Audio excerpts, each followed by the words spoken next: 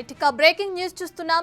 YS Vivekananda Reddy హత్య కేసులో నిందితుడైన దస్తగిరికి bail వచ్చి 4 రోజులైనా జైలు నుంచి విడుదల కాకపోవడంపై ప్రశ్నిస్తున్నారు వైఎస్ సునీతారెడ్డి. తన భర్త రాజశేఖర్ రెడ్డితో కలిసి జిల్లా ఎస్పీ సిద్ధార్థ కౌశల్ను కలిశారామె.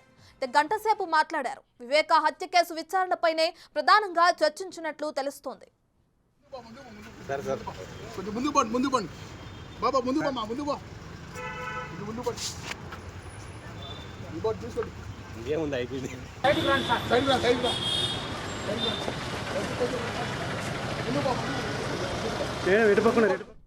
రైట్ ఇక వైఎస్ వివేకానందరెడ్డి హత్య కేసులో నిందితుడిగా ఉన్న దస్తగిరి బెయిల్ వచ్చినా ఇంకా జైలు నుంచి విడుదల కాకపోవడంపై వైఎస్ సునీతారెడ్డి అయితే ప్రశ్నిస్తున్నారు. దీనికి సంబంధించి మరింత సమాచారాన్ని మా ప్రతినిధి మధు అందిస్తారు. సో మధు, చెప్పండి, ఇప్పటికే చూసుకుంటే తన భర్త రాజశేఖర్ రెడ్డితో కలిసి జిల్లా ఎస్పీ సిద్ధార్థ కౌశల్తో గంట సేపు మాట్లాడారు సునీతారెడ్డి. దీనికి సంబంధించిన డీటెయిల్స్ ఏంటి?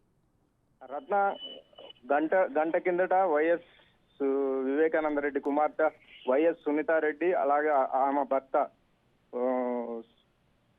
రాజశేఖర్ రెడ్డి గారు దాదాపు 1 గంట పాటు జిల్లా ఎస్పీ సిద్ధార్థ్ కౌశల్ని కలిసి మంతనాలు జరిపినట్లు తెలుస్తుంది.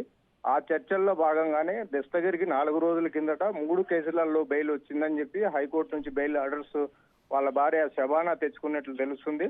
అయితే ఈ 3 కేసులలో ఒక కేసులో మాత్రం షార్ట్ షీట్ లో తప్పు తడాకాలు రాశారని చెప్పి పోలీసులు రాశారని చెప్పి అందుకే ఆ షార్ట్ షీట్ కు సంబంధించి కేసులో బెయిల్ మంజూరు కాలేదంటూ గత 2 రోజులుగా జమ్మలమడుగు కోర్టులో పడిగాపులు కాస్తున్న దస్తగిరి భార్య శబానా.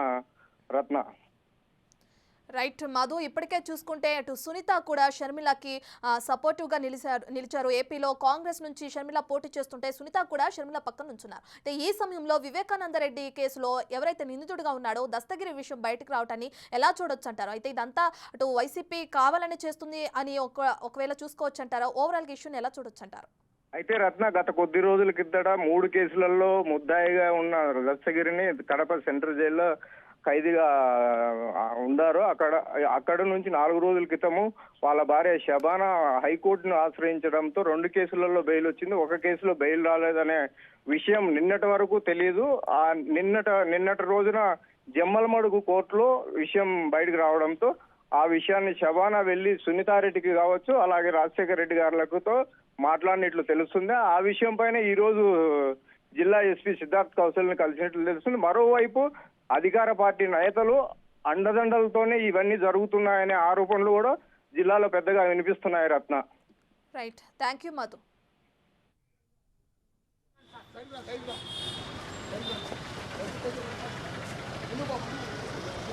రెడ్డి పక్కన